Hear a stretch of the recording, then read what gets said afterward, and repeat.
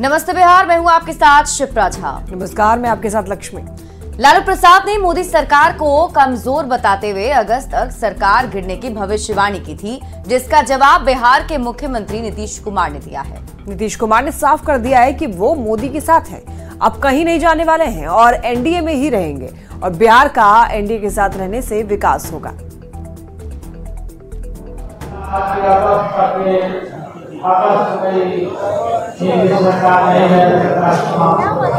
हमारा तो रिश्ता बहुत पुराना ना है भाई, 1995 से।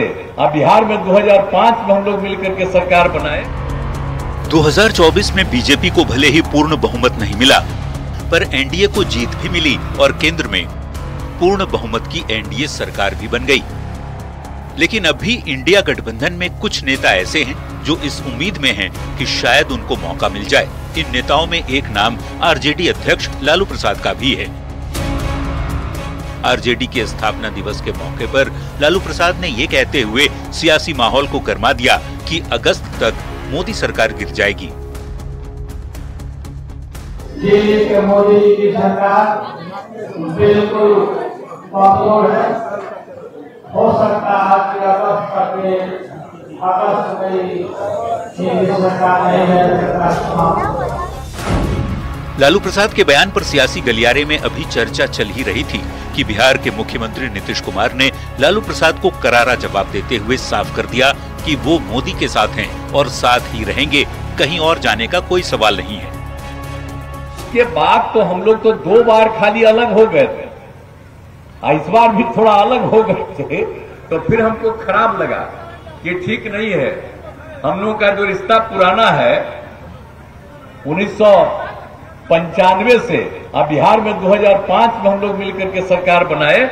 आज जो हमारे उप मुख्यमंत्री जी हैं और पार्टी के नेता, हम लोग तो साथ रहे। आज तो फिर तीसरी बार न इस देश के प्रधानमंत्री बने, तो इसीलिए आप समझ लीजिए कि सब कुछ अच्छा हुआ, फिर बिहार आगे बढ़ेगा। 2024 के चुनाव परिणाम आने के बाद से ही विपक्ष के नेता आंध्र प्रदेश की टीडीपी और बिहार में नीतीश कुमार की जेडीयू को लेकर माहौल बनाने में लगे हैं। लेकिन ये दोनों ही पार्टियां साफ करती रही हैं कि वो एनडीए का हिस्सा हैं और आगे भी मजबूती से रहेंगी। एक बार फिर नीतीश कुमार ने बयान देकर लालू प्रसाद के भविष्यवाणी की हवा निकाल दी है। न्यूज़ 18 के लिए पूर्णिया से आनंद अमृतराज और कुमार प्रवीण के साथ ब्यूरो रिपोर्ट। बिहार सरकार ने रोजगार देने के मामले में रिकॉर्ड बना दिया है। रुपौली उपचुनाव के लिए जनसभा को संबोधित करते हुए नीतीश कुमार ने कहा कि 2020 के चुनाव के समय जनता से 10 लाख रोजगार देने का वादा किया गया था, लेकिन 10 लाख से दोगुना ज्यादा 22 लाख से ज्यादा नौकरी दी गई है। नीतीश कुमार ने आगे कहा कि अगले साल 11,95,000 लोगों को रोजगार देंगे। तो हम पिछली बार तो बताते कि 5 लाख से ज्यादा था। पूरा का पूरा हम ट्रैवल कर पूरा एक चीज का हमने अध्ययन करके देख लिया, तो आप जान लीजिए कि हम लोग 10 लाख कहा था कि रोजगार देंगे, तो आप जानते हैं कि अब 22,48,000 रोजगार का काम पूरा हो चुका, दे दिया। 10 लाख से भी ज्यादा, दुगना से भी ज्यादा। और इसके बाद अगले वर्ष तक उसके अलावा 11,95,000 से अधिक रोजगार सृजित करेंगे। अब आप सोच लीजिए कितने लोगों को रोजगार दे देंगे। नौकरी के बारे में बता दिया, 12,33,000 से भी ज्यादा। तो ये सब काम हम लोगों ने कर दिया है। रुपौली सीट के लिए 10 जुलाई को वोट डाले जाएंगे। विधानसभा उपचुनाव के लिए एनडीए नेताओं ने पूरी ताकत झोंक दी है। नीतीश कुमार, जेडीयू के कार्यकारी अध्यक्ष संजय झा सहित डिप्टी सीएम सम्राट चौधरी ने एक साथ रुपौली की जंग में ताल ठोकी।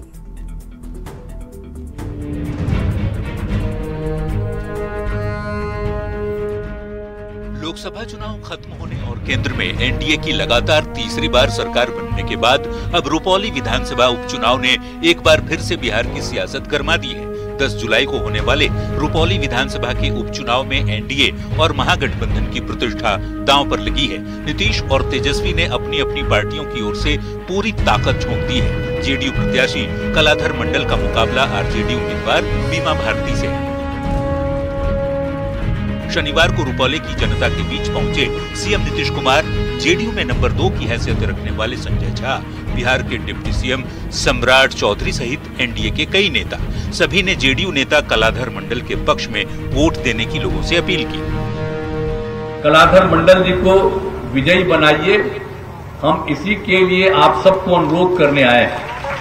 अब आप जानते हैं कि भाई ये रुपौली में ये जगह क्यों खाली हो गया। आप जिसको लगातार हम बनवा रहे थे रुपौली से, 3 बार जो बन गई थी, इसी बार हम लोगों को छोड़ करके भाग गई एमपी बनने के लिए। तो एमपी तो नहीं बनी, तीसरे नंबर पर रही। इतना हम सबको इज्जत देते रहे, देखिए हमको कोई छोड़ के भागता है तो गड़बड़े नंबर है। और ये बदला लेने का समय है साथियों, क्योंकि आज यदि कलाधर मंडल जी को यहां से आप चुनाव जिताइएगा तो हम आश्वस्त करते हैं कि बिहार के मुख्यमंत्री नीतीश कुमार जी की ताकत बढ़ने वाली है। जेडीयू के कार्यकारी अध्यक्ष बने संजय झा ने भी दावा किया है कि रुपौली में मुकाबला एक तरफा है, जेडीयू क्लीन स्वीप करने जा रही है।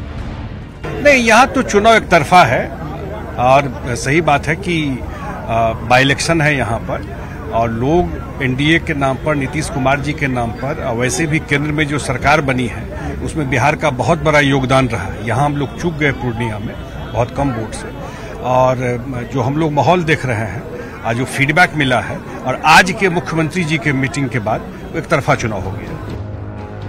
दरअसल रुपौली से जेडीयू की विधायक रही बीमा भारती ने लोकसभा चुनाव में पार्टी छोड़ आरजेडी से हाथ मिला लिया था।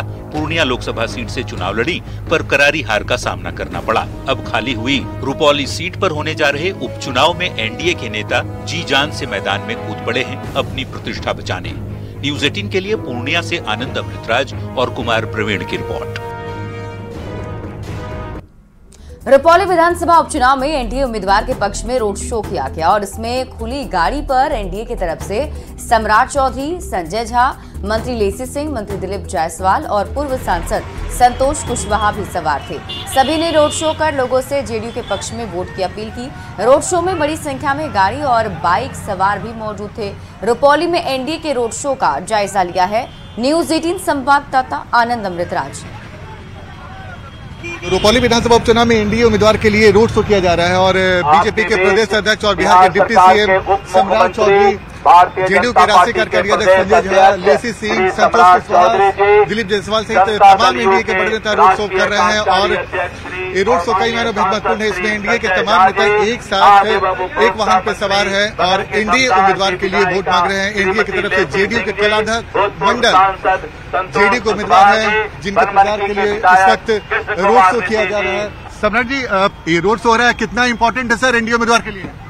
देखिए, पूरी तरह बिहार में नीतीश कुमार जी के नेतृत्व में 2020 में भी ये सीट हम लोग बड़े मार्जिन से जीते थे और इस बार भी उपचुनाव में बड़े मार्जिन से इस उपचुनाव को जीतने का काम यहाँ पर एनडीए के प्रत्याशी करेंगे। सर, एनडीए ये उपचुनाव है, लेकिन जिस तरीके से एनडीए कई बड़े नेता एक साथ चुनाव प्रचार करने आए हैं, क्या वाकई आपको बड़ी चुनौती मिल रही है क्या? नहीं, कोई चुनौती नहीं है। हम लोग सभी एक हैं, एक जगह कार्यक्रम कर रहे हैं, सभी पार्टी के कार्यकर्ता लगे हुए हैं। स्वाभाविक है, सबका उत्साह बढ़ाने के लिए आदरणीय मुख्यमंत्री जी और सभी लोग आए हैं। जेडीयू के राष्ट्रीय कार्यकारी अध्यक्ष संजय झा भी मौजूद हैं। संजय जी, एक उपचुनाव है, लेकिन उपचुनाव में जिस तरीके से एनडीए नेताओं की एकजुटता दिख रही है, क्या मैसेज देने की कोशिश? नहीं, एनडीए हमेशा से एकजुट है। मैंने हमेशा कहा है कि जेडीयू बीजेपी नेचुरल अलायंस है। जनता से लेकर नेता तक में आपको बिल्कुल नेचुरल लगेगा और उपचुनाव में तो स्वाभाविक है, एक चुनाव होता है तो हर एक पार्टी के नेता यहाँ पर आता है, सबका डिमांड यहाँ पर होता है, उसी हिसाब से सारे नेता यहाँ आए हुए हैं। लेकिन एक बात मैं जरूर कहना चाहता हूँ कि डबल इंजन की सरकार है। केंद्र में नरेंद्र मोदी जी की सरकार बनी है और यहाँ नीतीश कुमार जी की सरकार है और अगला 5 साल बिहार का गोल्डन पीरियड होने वाला है। बहुत सारा काम हुआ है बिहार में पिछले 15-20 साल में एनडीए सरकार में, लेकिन एक बड़ा जंप बिहार को और मारना है। बेस बन चुका है क्योंकि बिहार को खड्डे से ऊपर लाया गया, कुछ था नहीं यहाँ पर, और वो बेस से एक जंप बिहार और मारेगा फिर बिहार का कोई हाथ नहीं पकड़ सकता है देश में, और ये इसी 5 साल में होना है। कैमरामैन दीपक के साथ आनंद मित्रा, यूजेडी नेटवर्क, रुपौली। केंद्रीय खाद्य प्रसंस्करण मंत्री चिराग पासवान का जमुई में पार्टी कार्यकर्ताओं और समर्थकों ने जोरदार स्वागत किया। जमुई के 2 बार सांसद रहे चिराग पासवान के अभिनंदन समारोह में जिले भर से आए हुए सैकड़ों कार्यकर्ता शामिल हुए। समर्थकों ने केंद्रीय मंत्री चिराग पासवान और जमुई सांसद अरुण भारती को चांदी का मुकुट भी पहनाया। चिराग पासवान ने 2047 तक भारत को विकसित बनाने के लिए सभी से मिलकर काम करने की अपील की। बनेगा जब भारत का हर एक राज्य बिहार जैसा राज्य विकसित बनेगा, हर एक जिला जब विकसित बनेगा, हर एक प्रखंड, हर एक पंचायत, हर एक गांव जब विकसित बनेगा, तब जाकर हमारा भारत एक विकसित देश बनेगा, जिसके लिए समय सीमा तय कर दी गई है 2047 तक। ऐसे में अब हम लोगों की जिम्मेदारी बढ़ जाती है। बिहार में अगले साल विधानसभा चुनाव है, लेकिन सियासी पारा अभी से हाई हो चुका है। मुजफ्फरपुर पहुंचे कोयला और खान राज्य मंत्री सतीश चंद्र दुबे ने राहुल गांधी को लेकर ऐसा बयान दे डाला कि बिहार में सियासत सुलग गई। सतीश दुबे ने इधर राहुल गांधी को नॉनसेंस कहा तो उधर कांग्रेस आरजेडी हमलावर उठी। ये रिपोर्ट देखिए। बिहार में अगले साल विधानसभा चुनाव है, इसीलिए मचा सियासी बवाल है। अब कोयला और खान राज्य मंत्री सतीश चंद्र दुबे को ही ले लीजिए। मौका था मुजफ्फरपुर में चाणक्य विद्यापति सोसाइटी में अभिनंदन समारोह का। यहाँ गरीबनाथ मंदिर के पुजारियों ने उन्हें लड्डुओं से तौला भी, लेकिन सतीश चंद्र दुबे ने कांग्रेस नेता राहुल गांधी को लेकर ऐसा बयान दे डाला कि सियासी पारा हाई हो गया है। सतीश चंद्र दुबे ने राहुल गांधी को नॉनसेंस कहते हुए संविधान नहीं पढ़ने का आरोप लगा डाला। राहुल गांधी को हम यही कह सकते हैं कि उनकी सोचन शक्ति समाप्त है और लगातार नॉनसेंस की तरह बात करते हैं। संविधान दिखाते हैं लेकिन संविधान कभी पढ़ते नहीं है। संविधान दिखाते हैं, संविधान के विचारधाराओं पे, कानून पे कभी काम नहीं करते हैं। केंद्रीय कोयला एवं खनन राज्य मंत्री सतीश चंद्र दुबे के बयान पर सियासत गर्मा गई है। आरजेडी और कांग्रेस ने सतीश चंद्र दुबे पर हमला बोला है, तो बीजेपी और जेडीयू को सतीश चंद्र दुबे के समर्थन में उतरना पड़ा है। श्री राहुल गांधी जी लोकसभा में नेता प्रतिपक्ष हैं, विरोधी दल के नेता हैं, और उनके बारे में कोई अगर ऐसी अमर्यादित टिप्पणी होती है तो पता चलता है कि आरएसएस और बीजेपी के पाठशाला में कैसी शिक्षा दी गई है। राहुल गांधी जी ने अपने कृत्यों की वजह से अपनी छवि पूरे देश में एक नॉन सीरियस पॉलिटिशियन के रूप में बना रखी। राहुल गांधी के लिए संविधान सिर्फ नुमाइश के लिए। राहुल गांधी और उनके पूर्वज संविधान का कितना सम्मान करते हैं यह पूरा देश जानता है। नरेंद्र मोदी के कैबिनेट के जितने भी मिनिस्टर्स हैं, भारतीय जनता पार्टी के जितने लोग शुरू से अंत तक संविधान का धज्जी उड़ाते हैं। ये तो बस शुरुआत है, अगले साल चुनाव है और जैसे जैसे समय नजदीक आएगा बयानों का सिलसिला बढ़ता जाएगा। Bureau report, news 18। झारखंड में होने वाले विधानसभा चुनाव में बीजेपी पूर्व केंद्रीय मंत्रियों और राज्य में बड़े कद वाले आदिवासी नेताओं को मैदान में उतारने की तैयारी कर रही है। 2019 के विधानसभा चुनाव में बीजेपी ने आदिवासी सीटों पर खास प्रदर्शन नहीं किया था। हाल के लोकसभा चुनाव में भी आदिवासियों के लिए आरक्षित सभी 5 सीटों पर पार्टी को हार का सामना करना पड़ा। इसके बाद से ही पार्टी आदिवासी मतदाताओं के बीच पैठ बढ़ाने की रणनीति पर लगातार काम कर रही है। रिपोर्ट देखिए।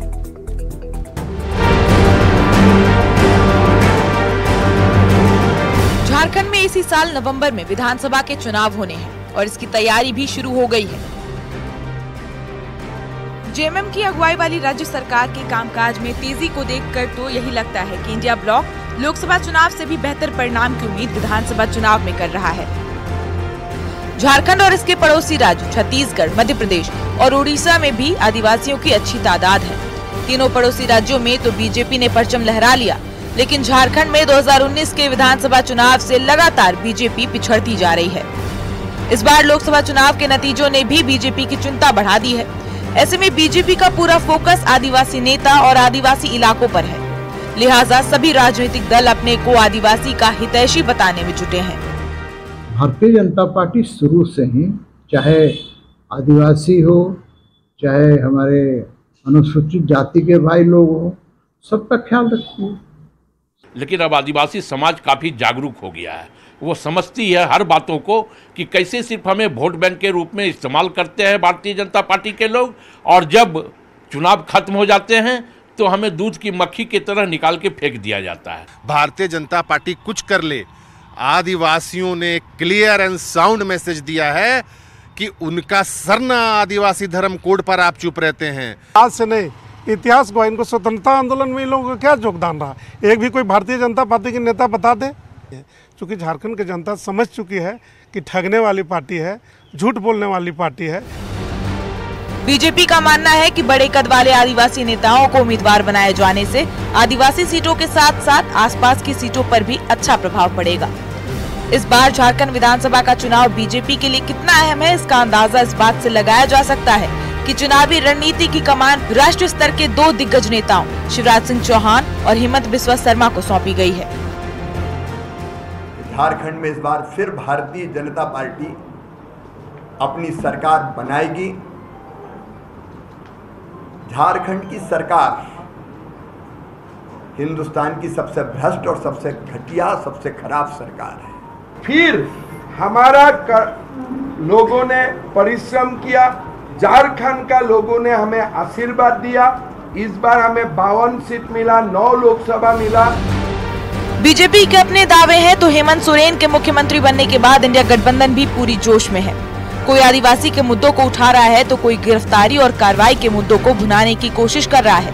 लेकिन राजनीति के जानकारों का कहना है कि विधानसभा चुनाव में जनता सिर्फ स्थानीय मुद्दों पर ही वोट देगी। विधानसभा चुनाव तो पूरी तरह लोकल मामलों पर लड़ा जाएगा। लोकल प्रत्याशी होंगे, लोकल समस्याएं होंगी, बिल्कुल स्थानीय समस्याएं होंगी। उसमें किसी के बाहर से आने से बहुत फर्क पड़ने वाला नहीं है। विधानसभा चुनाव में भले ही 3 महीने से ज्यादा का वक्त बचा है, लेकिन बढ़ती सियासी तपिश बताने को काफी है कि इस बार का चुनावी रण बेहद दिलचस्प होने जा रहा है। अब देखना ये होगा कि किसके दावों और कोशिशों पर जनता जीत की मुहर लगाती है। रांची से न्यूज़ 18 संवाददाता राहुल देव कुमार की रिपोर्ट। जेल से बाहर आने और फिर से सीएम पद की शपथ लेने के बाद झारखंड के मुख्यमंत्री हेमंत सोरेन जनता के बीच जाकर उनका आभार व्यक्त करने वाले हैं। इसके लिए उन्होंने यात्रा निकालने की तैयारी कर ली है। सूत्रों की माने तो इस यात्रा को आभार यात्रा का नाम दिया जाएगा। वहीं सीएम की यात्रा को लेकर सियासत तेज हो गई है। बीजेपी का कहना है कि सीएम हेमंत सोरेन को प्रायश्चित यात्रा निकालनी चाहिए। बीजेपी के वार पर सीएम ने पलटवार किया है। देखिए, हेमंत सोरेन अब यात्रा निकाल रहे हैं और खबरों के अनुसार बहुत शीघ्र वो पूरे प्रदेश का दौरा करेंगे, लोगों को बताएंगे उनके साथ अन्याय हुआ है। हम मानते हैं कि हेमंत सोरेन जी को अपनी इस यात्रा का नाम प्रायश्चित यात्रा रखना चाहिए, क्योंकि हेमंत सोरेन पार्ट 1 सरकार जब सत्ता में थी तो उस समय रिकॉर्ड संख्या में अपराध हुए।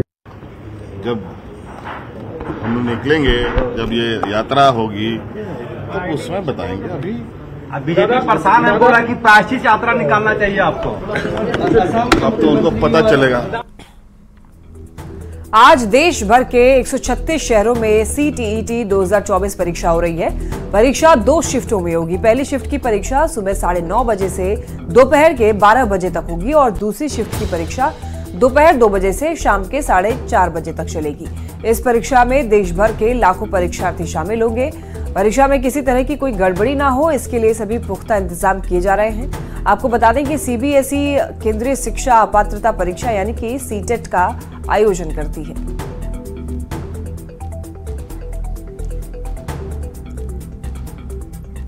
खबर आपको गया से बता दें। गया के बेलागंज में बंशी बिघा के पास पुलिया का निर्माण किया जा रहा है। पुलिया की ढलाई के बाद उसमें दरार आ गई थी। लोगों ने पुलिया में आई दरार को देखकर विरोध किया तो ठेकेदार ने तो पहले मामले को दबाने की कोशिश की, लेकिन जब लोग नहीं माने तो पुलिया को ही तोड़ दिया गया। लोगों का आरोप है कि पुलिया ढलाई में गड़बड़ी बरती गई थी और गलती छुपाने के लिए ही पुलिया को जेसीबी से तोड़ दिया गया। दरअसल इन दिनों बिहार में कई पुल पुलिया ध्वस्त हो रहे हैं और जिस पर कार्रवाई हो रही है। माना जा रहा है किसी कार्रवाई से डर के कारण पुलिया तोड़ दिया गया है। लोगों ने डीएम और ग्रामीण कार्य विभाग से जांच कराने की मांग।